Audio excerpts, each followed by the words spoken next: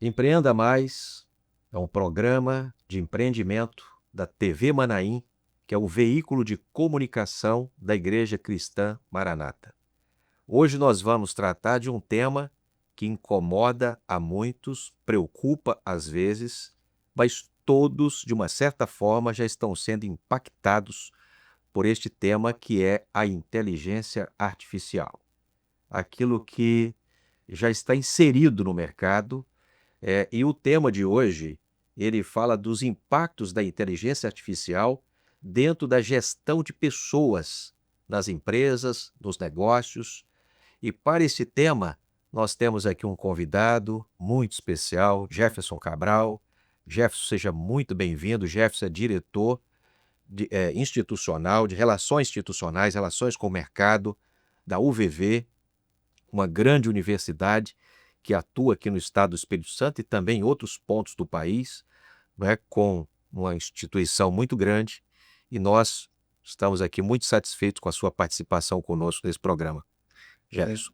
obrigado, Anil, pelo convite. É sempre bom quando a gente tem a oportunidade de poder conversar, discutir, debater por um tema, né, que está tanto na pauta hoje das organizações, das empresas, mas também da vida das pessoas, né? Porque Sim. falar de inteligência artificial é falar de algo que em todas as rodas de conversa, em todos os momentos em que você está trocando alguma ideia, esse tema ele vem à baila. Então é importante a gente discutir um pouco de como é que isso hoje não só tem impactado a vida das pessoas, mas também das organizações. Ok.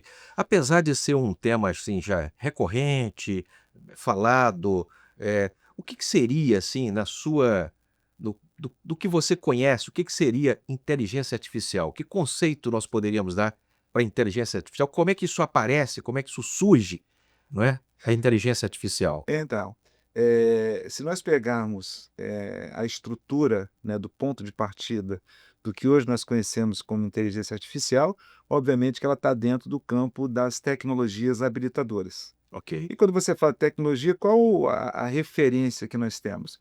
Nós temos a referência que foi, inclusive retratado naquele filme O Jogo da Verdade, onde tem lá a experiência do Turing quando ele decifrou, né, aquela máquina que era usada pelos nazistas para poder se comunicarem e as tropas aliadas não entenderem o que estavam falando. Então, a partir dali, essa questão de trazer uma abordagem científica para que pudesse entender toda a modelagem, todos os processos que existem por trás da adoção da tecnologia, ela tomou um espaço muito grande.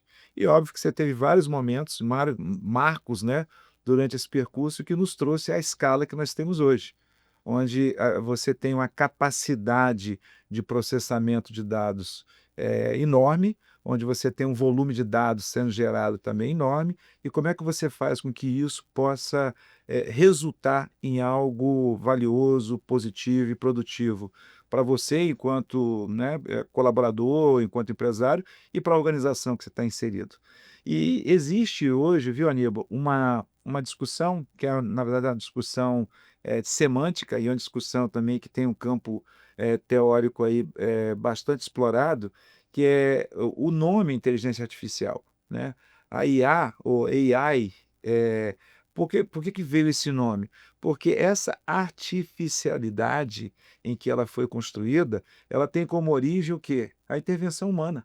Sim. Porque tudo que foi construído, o homem construiu para que hoje nós tivéssemos a capacidade de poder avançar em alguns processos, principalmente já entrando dentro, né, do tema do RH, principalmente processos que são muito de rotina e muito repetitivos. Então essa inteligência que nós denominamos como artificial, na verdade ela é fruto, né, de uma evolução que o homem produziu ao longo do tempo, que permitiu que essas tarefas pudessem ser realizadas. Então, tudo, vamos dizer assim, está digitalizado, podemos dizer assim, numa linguagem bem simples, e essa digitalização de todo esse conhecimento, essa trajetória do homem em colocar isso tudo numa máquina, são os computadores. Então, extraído isso aí, é a inteligência artificial que vai contribuir para algumas decisões nas empresas, nos negócios e tal. Mas eu vou te fazer uma pergunta que certamente está na mente de muita gente. Inteligência artificial vai substituir o homem? É interessante sua pergunta, sua provocação, porque eu gosto muito, né, enquanto executivo da universidade, de poder conversar principalmente com os jovens.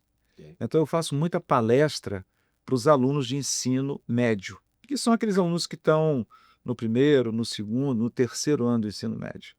São alunos que estão se preparando para a definição da jornada profissional deles.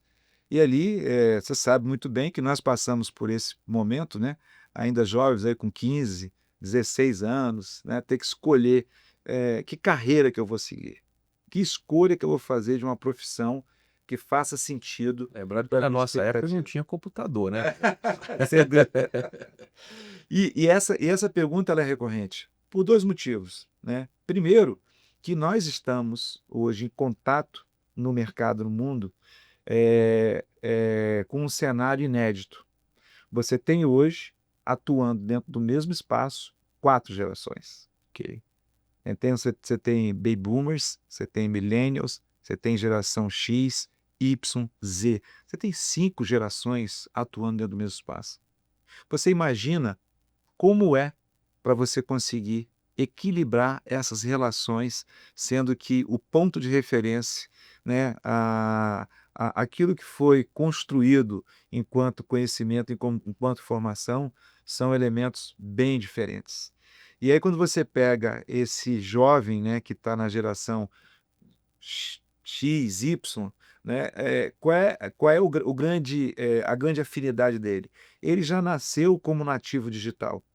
Diferentemente da gente, Sim. que nós somos adotados digitais. Nós tivemos que nos adaptar a uma digitalização que se transformou numa transformação digital e que nós tínhamos que adquirir novas competências e novas habilidades para que a gente pudesse estar inserido dentro desse contexto.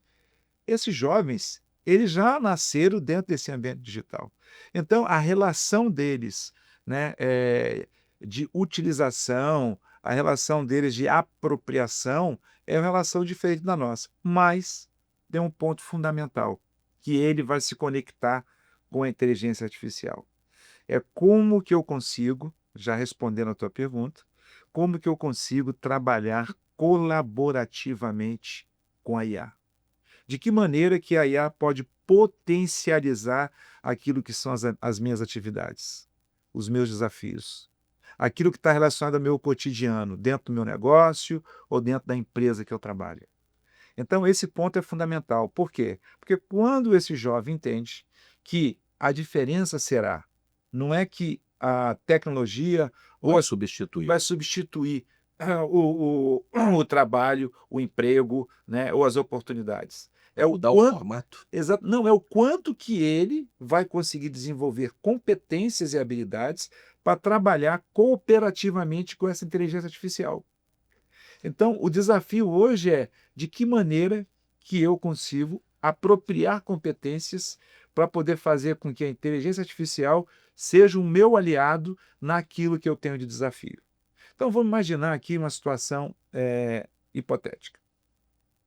Se você for avaliar o que era o drone há 5 anos atrás, 7 anos atrás, o que era um drone?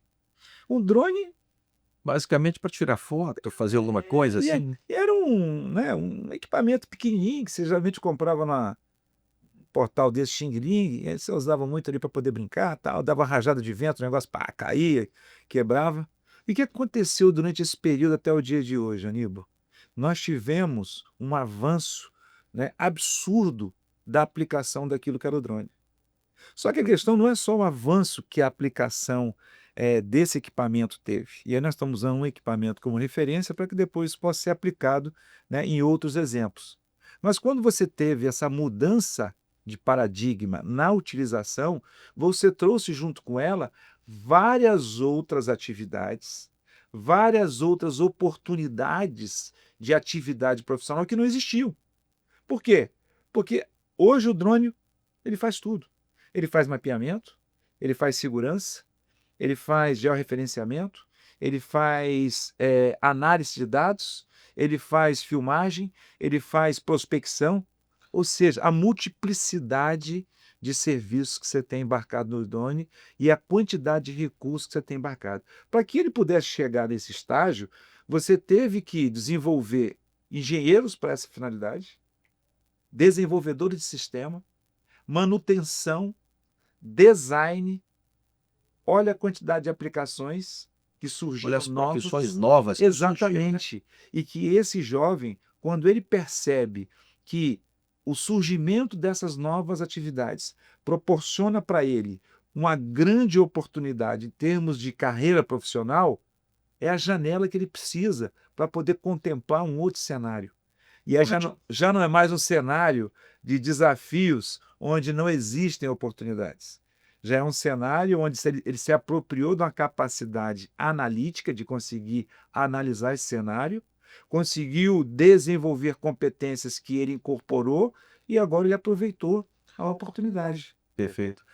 Jefferson, você está falando aí, nós vamos desviar um pouquinho do tema aqui, mas pouco, e voltamos Vamos voltar. rapidamente. Quando você está falando em oportunidade para um jovem, preparo para um novo mercado, novas profissões, você falou de drone aí, por exemplo, nós trouxemos aqui um proprietário de uma empresa de drones, num programa anterior, que ele falou o drone é usado na agricultura, por exemplo. Então, assim, tem muitas oportunidades realmente, e você falou de uma coisa, são várias outras situações, com inteligência artificial, com a tecnologia e tudo mais. Onde esse jovem pode aprender? A universidade, por exemplo, que você é diretor, está preparando esse jovem? Então, a educação hoje tem um grande desafio, Aníbal. Por quê? Porque a educação ela não se sustenta mais num modelo tradicional. Uma transição forte aí, né? Então, nós temos uma Relevante. transição de formato, temos uma transição de abordagem, temos uma transição de utilização de ferramentas, principalmente para poder permitir para que esse jovem possa exercitar a prática. E se essa prática ela for, inclusive, oportunizada num formato de gamificação, melhor ainda.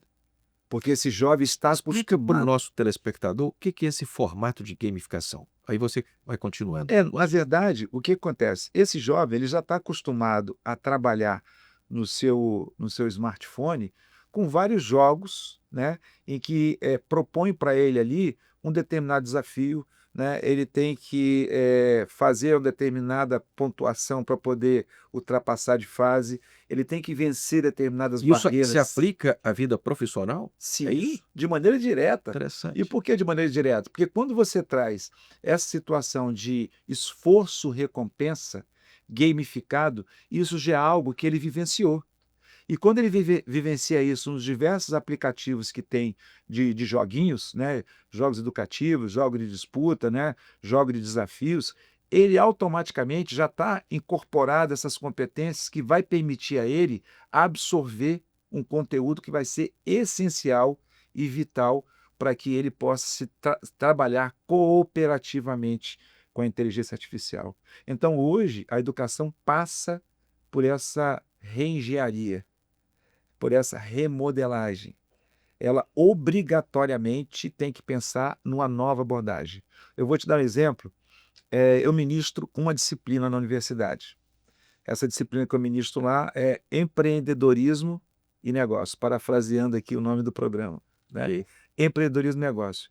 Aí eu te pergunto, se você olhar todo o portfólio de cursos que tem a universidade, aonde esta disciplina estaria melhor alocada? Ou melhor, aonde essa disciplina obrigatoriamente nesse portfólio de cursos teria que estar? Fala um curso.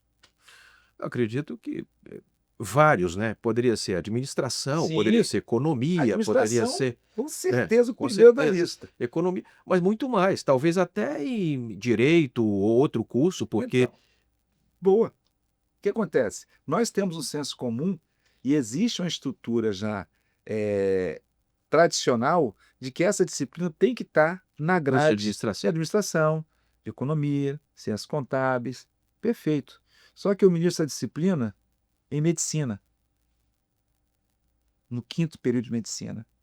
E isso já é uma demonstração de como a universidade está vendo a importância dela remodelar a sua abordagem para temáticas e, melhor, para modelos de curso, porque o curso de medicina jamais imaginaria que teria dentro da sua grade uma disciplina de empreendedorismo e negócio.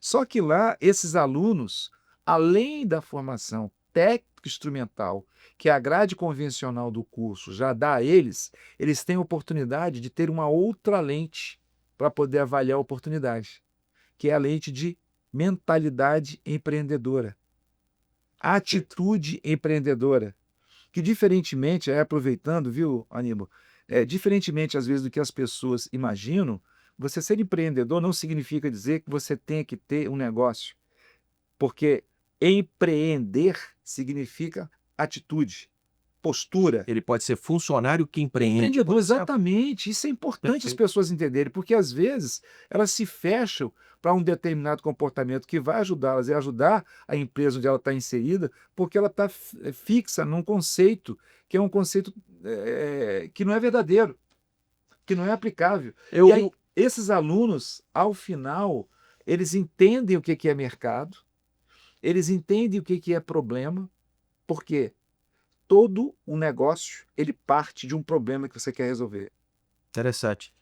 Ô Jefferson, assim, nós derivamos um pouco aqui no tema, mas é bem interessante essa fala e a sua experiência aqui transmitida, mas você considera, eu já ouvi frases assim, nos Estados Unidos se ensina o menino a empreender, e aqui nós ensinamos o menino a passar no concurso público, não é?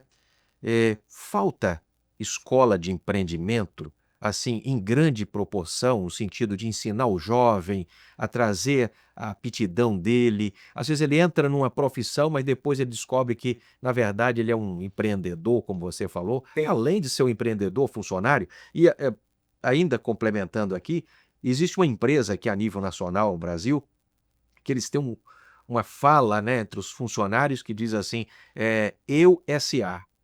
Então, é o funcionário empreendendo dentro daquele empreendimento. Perfeito, perfeito. Então, assim, eu posso trazer, de novo, um pouco da experiência do que a gente tem vivido na Universidade de Vila Velha, no UVV.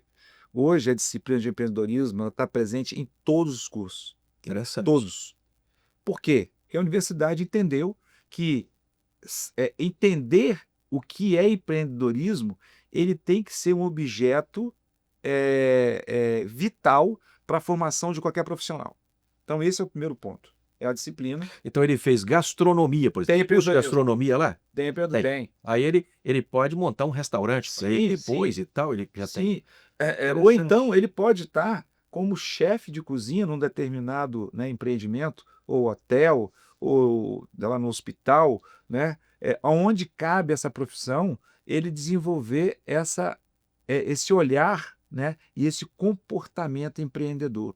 Então, hoje a universidade já remodelou a abordagem que ela tem para essa temática. No caso da disciplina que eu te falei de medicina, os alunos eles fazem todas as etapas para poder desenvolver uma solução para um problema que eles aprendem a identificar, depois eles aprendem a desenvolver ideias, tudo isso com abordagem ancorada em cientificidade, em prática e em ferramenta.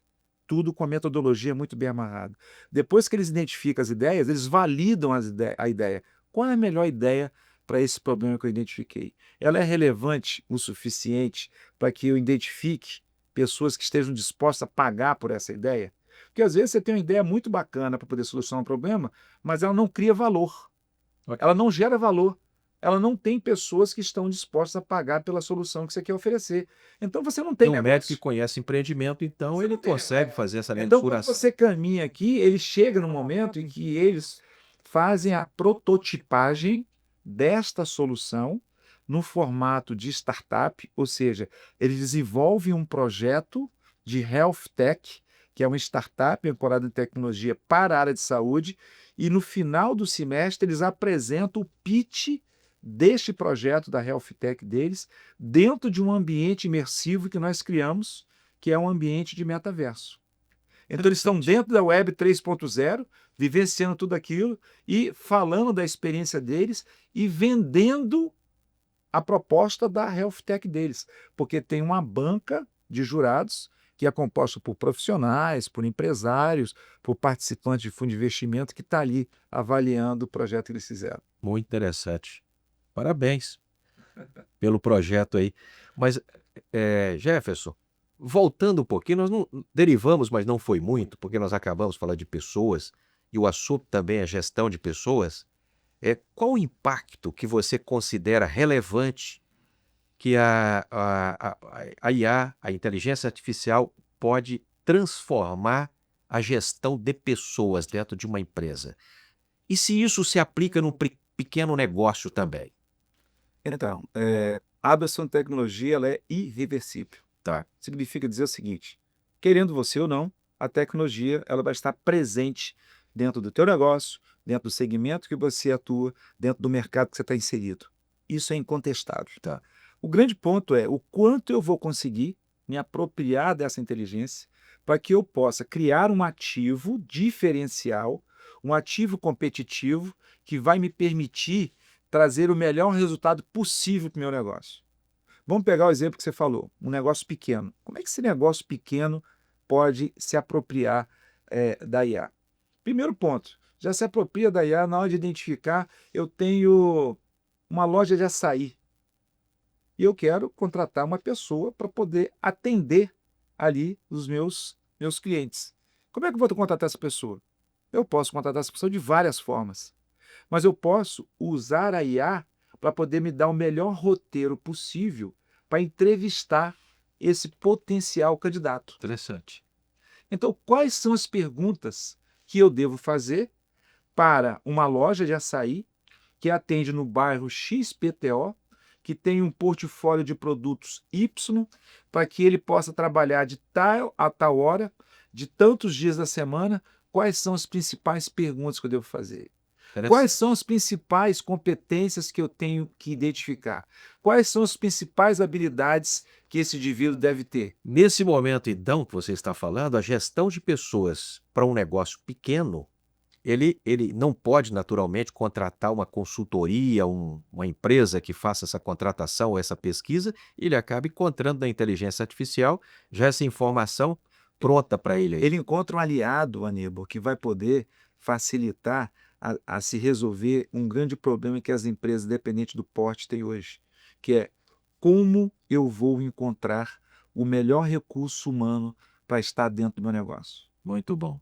Porque, independente do tamanho do negócio, o empresário sofre quando ele tem que identificar um recurso humano, ele tem que treinar, ele tem que colocar para poder trabalhar no dia a dia, ele tem que investir para poder desenvolver esse recurso humano e lá na frente ele não consegue reter.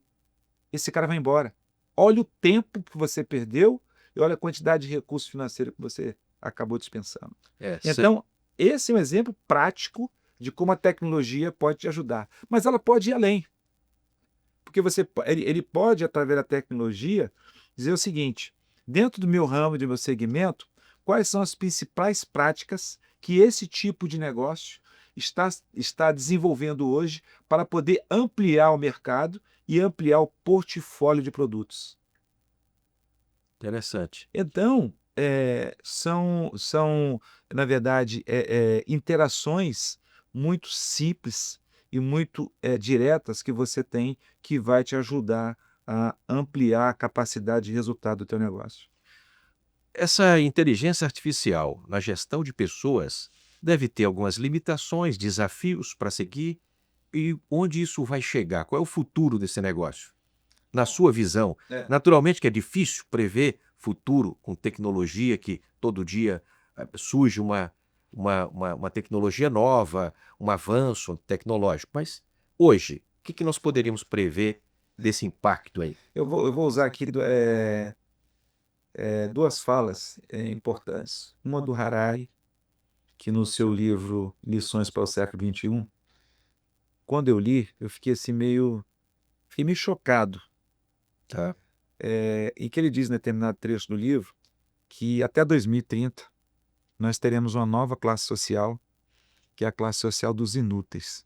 Aquilo para mim bateu muito forte, muito forte.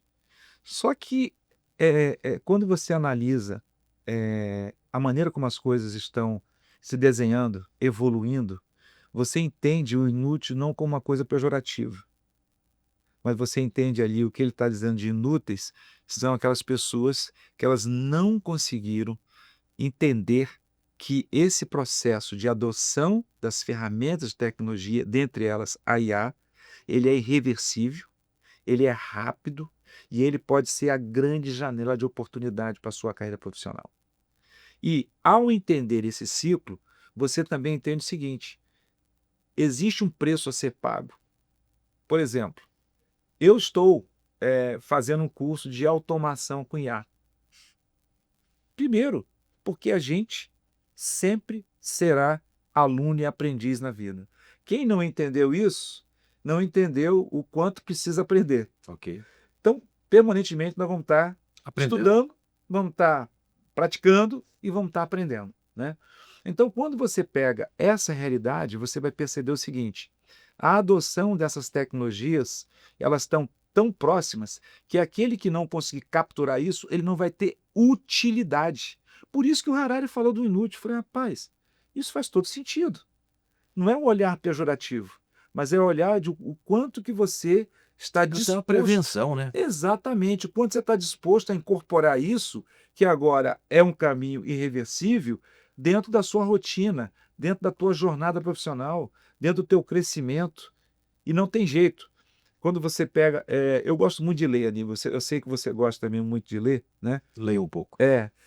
Existe uma pesquisa, que é um relatório que o Fórum Econômico Mundial publica todo ano, né? O Fórum Econômico Mundial se reúne todo início do ano, lá em Davos, na Suíça, para poder discutir uma série de coisas. Então, os principais líderes, os principais grupos empresários, os principais executivos, os principais chefes de governo, os principais pesquisadores, ou seja, está a elite daquilo que é o pensamento global para poder discutir temas que impactam, né, ao mundo como um todo. Muito bem.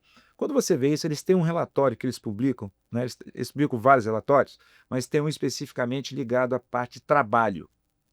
E nesse relatório de trabalho, eles trazem um volume enorme de insights, de dados, que nós temos que entender o quão importante é acessar esses dados.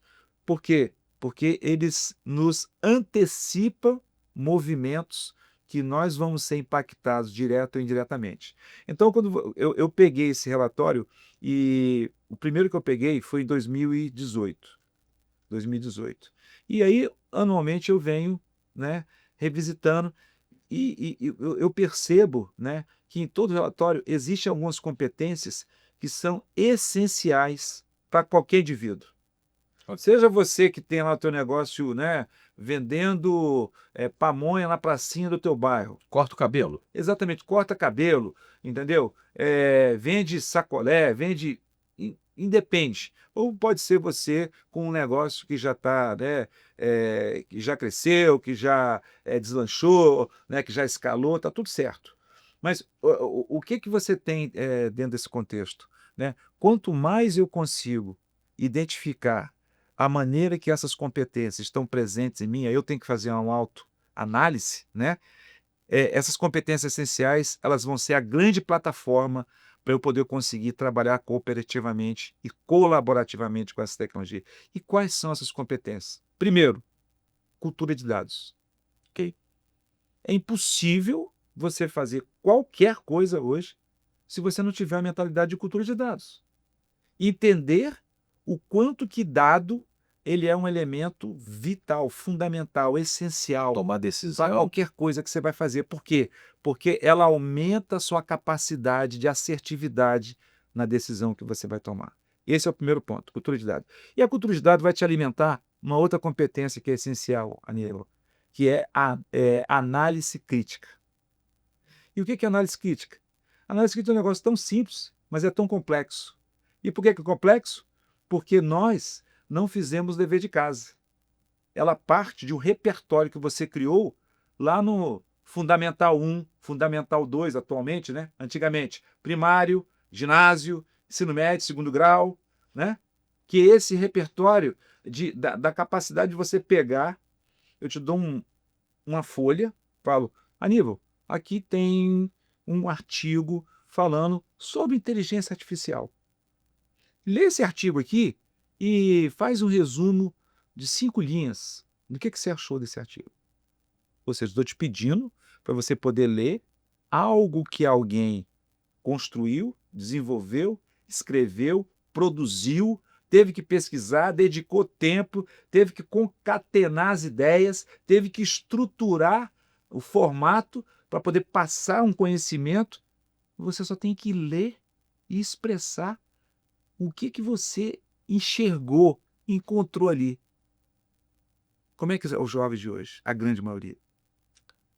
A grande maioria não consegue Não interpretar. consegue. É. Por São a quê? realidade. Porque ele acredita que conseguir fazer uma análise desse artigo é parafrasear, é usar sinônimo. E aí você vê a superficialidade e o quão raso é o conhecimento que está sendo construído. Esse é um desafio. Então, a cultura de dados vai te dar a capacidade, o repertório para poder melhorar a sua análise. Sua análise. Esse pensamento crítico é fundamental. Pensamento crítico é uma competência que você não pode abrir mão. Então, olhe na escala atual como está o seu pensamento crítico. E para fechar, Aníbal, você tem aqui a última competência que eu, né, na minha humilde e simples abordagem, identifiquei e chamei de Triângulo de Davos, porque a fonte dele é um relatório produzido pelo Fórum Econômico Mundial em Davos. Então eu botei o nome disso de Triângulo de Davos. Então você tem cultura de dados, pensamento crítico e, por último, você tem resolução de problemas complexos. E aí, quando você fala em resolução de problemas complexos, para a pessoa que não entende o que é problema, o que é complexidade, acabou o mundo, né? Já se colocou diante dele um Everest, um Himalaia. O que define? Primeiro, problema, ele está espalhado para tudo quanto é lado, né? O problema é o quê? É a incapacidade que alguém, em determinado momento, em determinado contexto, não teve a capacidade de encontrar solução, alternativa. Isso é problema. Agora, o que define complexidade do problema? A complexidade do problema ela é definida pela quantidade de fatores que estão impactando nesse problema. Quanto maior a quantidade de fatores que impactam o problema, maior o quê? A complexidade dele. Logo, eu tenho que ter um repertório maior para identificar quais são esses fatores que aumentam a complexidade para que eu possa dar uma solução que seja viável. Então, você percebe como que retroalimenta Sim. cada uma dessas Exatamente. competências? E são coisas simples. É óbvio, quando a gente está falando aqui, parece que é algo muito difícil, muito inatingível, muito difícil. Não cria essa barreira. É fácil de você representar. É fácil você identificar. Muito bom. Ô Jefferson, você falou em complexidade, simplicidade agora ao final, né, animando aqueles que estão participando aqui conosco, mas eu queria, assim, te fazer uma pergunta e vou voltar aqui até para aquele que está nos acompanhando aqui nesse programa. Dá para escapar, Jefferson, dá para escapar de tudo isso? Ou ele vai ter que usar, ainda que seja um WhatsApp no negócio dele? O mundo o mundo, se você olhar rapidamente, ele tem 3 componentes. Estou falando do mundo dos negócios, né? Tá. Tem 3 componentes, e que eu chamo assim dos 3 P's, né? Lá atrás o Kotler falou dos 4 P's de marketing, né? do marketing mix.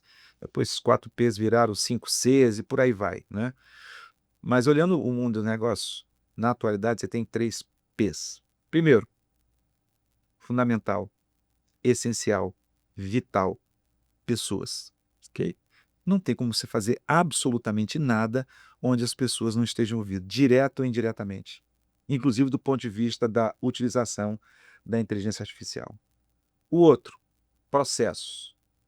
Okay? O que é o processo? O processo é você ter desenhado cada etapa daquilo que compõe o teu negócio. Vamos voltar de novo lá na loja de açaí. Existe um processo de acondicionamento do açaí? Existe. Você vai escrever.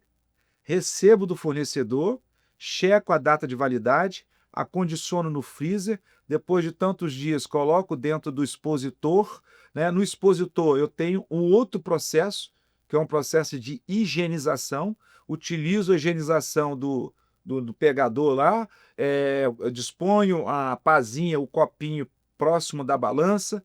Então isso é processo. É o quê? É você mapear e escrever cada etapa do que está sendo feito dentro do teu negócio. Qual é a grande vantagem do processo? É que você não fica dependente daquilo que é a característica individual de A, B ou C. Exatamente. Quanto mais processo, na verdade, você depende menos das pessoas. E as pessoas acabam produzindo muito melhor, porque ele está inserido e treinado dentro de um E processo. mais você estabelece, amigo, um padrão para o teu negócio. O padrão de entrega do teu serviço, ele não pode estar condicionado ao João nem à Maria, porque o dia que o João e a Maria for embora, você perdeu o padrão de qualidade de entrega do seu produto ou serviço. Esse é um ponto determinante. Então, olhando de novo, pessoas, processo Processo. e, por último, plataforma. Plataforma da maneira ampla. E aí cabe na pergunta que você fez. Dentro de plataforma cabe o WhatsApp. Sim. Por quê? Eu, na minha loja de açaí, eu posso criar um grupo de WhatsApp para poder mandar uma mensagem de promoção que eu faço, onde eu analisei a minha curva de venda e vi que na terça-feira é o dia que eu vendo menos? Então, eu posso usar o canal de WhatsApp para poder mandar uma mensagem de promoção.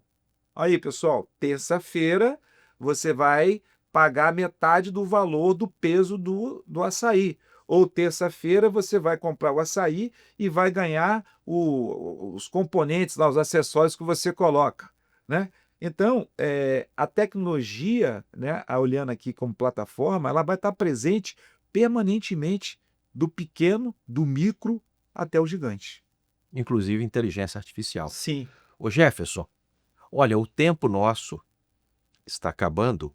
Eu acredito que nós vamos ter que convidá-lo novamente para voltar, porque eu vi que nós temos muito assunto e muito importante para os negócios, para os empreendedores ou para quem quer empreender e até para aquele que está trabalhando no empreendimento. A cada programa, nós deixamos aqui um texto da palavra e nós vamos ler aqui um texto que está em Eclesiastes, capítulo 2, versículo 19, que nos diz assim: E quem sabe se será sábio ou tolo? Contudo, ele se assenhoreará de todo o meu trabalho em que trabalhei.